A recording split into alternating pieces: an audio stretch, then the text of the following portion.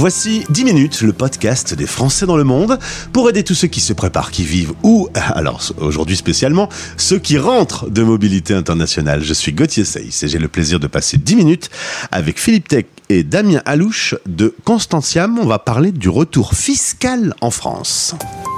10 minutes, le podcast des Français dans le monde. Françaisdanslemonde.fr. Dans le cadre du mois spécial consacré au retour en France, on va parler d'un sujet qui peut être un petit peu difficile parce que ça touche à l'argent, à l'administration, aux petits soucis, mais qu'il faut savoir résoudre au quotidien. Bonjour Philippe, bonjour Damien. Bonjour Gauthier, merci beaucoup de nous accueillir, c'est un plaisir d'être ici. Bonjour Gauthier. Je suis content de pouvoir échanger avec vous sur ce sujet, puisque le retour en France, on l'aborde dans tous ses angles, mais le retour fiscal, il faut s'en occuper. D'ailleurs, une petite question avant de démarrer, on commence à s'en préoccuper alors qu'on est encore en expatriation, on est d'accord, on fait pas ça à la dernière minute. C'est effectivement préférable. On va commencer avec cette première question. Que faire de nos placements financiers qui ont été accumulés à l'étranger ? Alors, déjà tout d'abord, il faut comprendre que l'ensemble des placements financiers que vous avez pu réaliser dans le passé peuvent être conservés lors de votre retour en France. Donc ça, c'est une notion qui est quand même assez importante. Ça peut être le cas, par exemple, de comptes de livrets bancaires, de comptes titres, des fonds de pension pour la préparation de votre retraite. On va prendre un exemple comme les plans 401K ou 403B pour les États-Unis, par exemple. La première étape, donc forcément, c'est de bien préparer son retour en assurant aussi la conformité fiscale concernant l'intégralité de vos placements à l'étranger. Justement, Damien, du coup, comment bien se préparer à la fiscalité de ces placements à l'étranger, Philippe ? Lorsqu'on détient un patrimoine financier plus ou moins important, avec différents types de solutions, il est recommandé d'être accompagné lors de son retour en France. En effet, lorsque vous allez devoir vous pencher sur votre retour, il va falloir étudier les conventions fiscales entre la France et les pays où vos placements sont situés. Alors c'est un peu barbare, mais ces accords, ils définissent quel pays a le droit de taxer les revenus de vos investissements, comme les gains en capital lorsque vous vendez des actions, les dividendes ou les intérêts qui sont perçus annuellement. Ce qu'il faut savoir, c'est qu'en tant que résident fiscal français, vous devez déclarer tous les revenus que vous gagnez à l'étranger. Et heureusement, les accords fiscaux aident à gérer les implications fiscales dans les deux pays et éviter ainsi potentiellement une double imposition. J'ai une petite question qui me vient. Est-ce que sur les conseils de « il faut savoir s'entourer », est-ce qu'on peut ne pas s'entourer avec les risques de faire des erreurs du coup ? Vous venez de le dire, forcément, il y a des risques de faire des erreurs. Donc, ces erreurs, elles auront potentiellement aussi une contrepartie. Donc, si on peut faire les choses d'une manière plutôt en phase avec ce que demande l'administration sur place, c'est fortement recommandé de solliciter des experts sur place qui ont l'habitude de traiter ce genre de sujet, effectivement. Ouais. Alors justement, qu'est-ce qu'on pourrait donner comme conseil pour faciliter ce retour en France ? Dans un premier temps, je vous conseille de tout organiser bien avant votre retour. C'est essentiel de consulter des experts, comme l'a dit Damien, qui comprennent les spécificités des systèmes fiscaux et financiers, à la fois dans votre pays d'expatriation actuel et en France. Planifier à l'avance cette fiscalité sur vos placements va vous permettre de réajuster vos actifs avant votre retour et éviter les surprises et maximiser les bénéfices de vos investissements. Alors justement, est-ce qu'on peut parler de la fiscalité des impatriés en France, Damien ? Pourquoi la compréhension de la fiscalité des impatriés est-elle cruciale ? Alors, la fiscalité des impatriés est essentielle pour plusieurs raisons. Donc, je vais en citer quelques-unes. Déjà, la conformité fiscale. On l'a déjà un peu évoqué en bulle, mais les impatriés doivent se conformer aux lois fiscales françaises. Donc, une mauvaise compréhension de ces lois peut entraîner des erreurs dans la déclaration et potentiellement des pénalités. Par exemple, ne pas déclarer correctement les revenus perçus à l'étranger, on peut du coup avoir des amendes et des intérêts de retard liés à cette erreur, du moins à ce manquement déclaratif. À savoir qu'il est possible aussi d'avoir droit à quelques avantages fiscaux, on va dire plutôt d'avoir des opportunités fiscales, je dirais. Puisqu'en France, on a des avantages fiscaux spécifiques qui sont liés aux impatriés, notamment des exonérations sur certaines formes de revenus. Donc, une compréhension claire de ces avantages, ça peut effectivement aider à optimiser la situation et minimiser la pression fiscale. Par exemple, on peut citer le régime des impatriés qui permet une exonération fiscale sur les primes d'impatriation et certains revenus de sources étrangères. Il faut pouvoir évaluer les avantages et les inconvénients financiers de l'impatriation en France, et ça peut effectivement aider à la prise de décision. En somme, une bonne compréhension de la fiscalité française peut contribuer à une meilleure gestion financière et à une plus grande tranquillité d'esprit.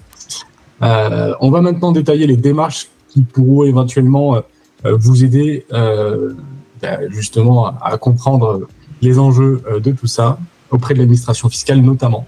Alors Philippe, est-ce que tu peux nous aider à expliquer ces démarches fiscales qu'il faut absolument effectuer ? Alors bien sûr Gauthier, à votre tour, il est conseillé de prévenir l'administration fiscale via la messagerie sécurisée sur le site impôts.gouv.fr, qui est un peu le centralisateur de vos démarches administratives en France, fiscales, et ça vous permet d'anticiper les démarches futures. Pour cela, il va falloir avoir un identifiant fiscal, un numéro fiscal que vous pouvez retrouver sur vos précédents avis d'impôt si vous avez déjà été imposé en France. Et si vous n'en avez pas, vous pouvez demander en ligne ou auprès du service de vos impôts à votre tour d'obtenir un nouveau numéro. Donc il va falloir dans un premier temps penser au prélèvement à la source. Pour ceux qui ne le savent pas, depuis 2019, il s'agit d'un prélèvement directement sur les salaires l'année de la perception pour anticiper le paiement de l'impôt. Donc compte tenu de votre nouvelle situation, il sera recommandé, si vous allez travailler en France l'année de votre retour, de demander un taux personnalisé via le formulaire prévu à cet effet sur l'espace impôts.gouv.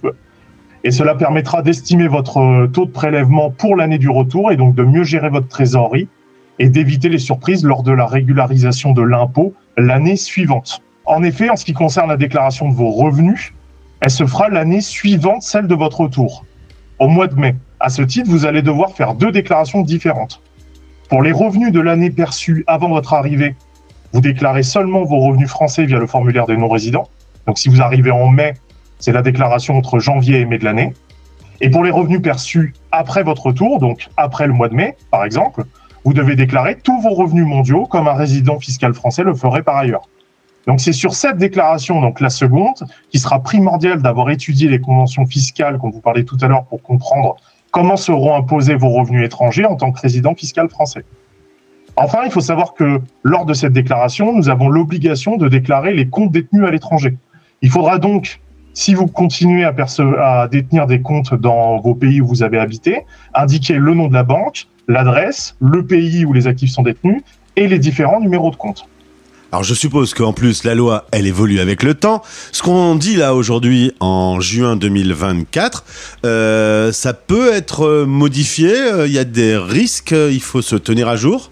Alors bien sûr, on n'est pas, on va dire, à l'abri des évolutions par rapport aux attentes de l'administration fiscale vis-à-vis de tout ce qu'on vient d'évoquer. Forcément, il y a une veille, je dirais, qui doit être réalisée concernant justement toutes les exigences de l'administration fiscale pour ne pas passer à côté de certaines obligations vis-à-vis de ces déclarations.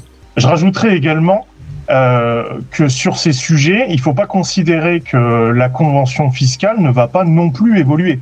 C'est-à-dire que les relations entre les pays évoluent au cours des années et une fiscalité propre à un revenu que vous percevez à l'étranger cette année, potentiellement sera modifiée dans une nouvelle convention fiscale les années futures et va changer complètement la manière d'éviter la double imposition entre les deux pays. Ça, faut en avoir conscience et de vérifier de manière régulière l'état de ces conventions. Mais on est d'accord, Philippe et Damien, le mieux dans cette situation, c'est de s'entourer avec un professionnel qui justement va faire ce travail de veille. Exactement. Eh bien, merci messieurs pour ce sujet important, parce que si on se foire, ça peut coûter un peu d'argent quand même en fait, si on résume un petit peu de façon triviale. Exactement, voilà, donc il faut vraiment être attentif.